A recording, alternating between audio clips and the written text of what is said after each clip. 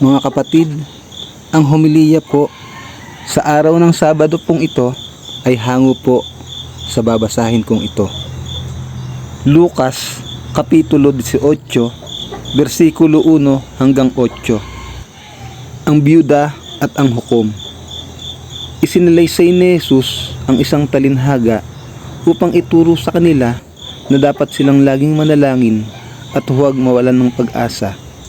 Sinabi niya, sa isang lungsod ay may isang hukom na walang takot sa Diyos at walang iginagalang na tao. Sa lungsod ding iyon ay may isang biyuda. Lagi siyang pumupunta sa hukom at sinasabi, bigyan po ninyo ako ng katarungan sa aking usapin.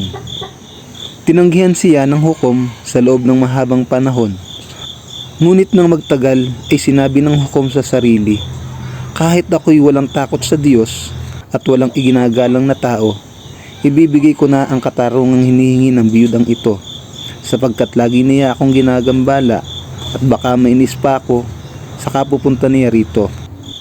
At nagpatuloy ang Panginoon, pakinggan ninyo ang sabi ng masamang hukom na iyon. Ngayon, ipagkakait kaya ng Diyos ang katarungan sa mga minamahal niya na dumaraing sa Kanya araw-gabi. Sila kaya'y paghihintayin niya ng matagal? Sinasabi ko sa inyo, agad niyang ibibigay sa kanila ang katarungan. Ngunit sa pagbabalik ng anak ng tao sa daigdig na ito, may makikita pa kaya siyang mga taong sumasampalataya sa Kanya? Ang mabuting balita ng Panginoon.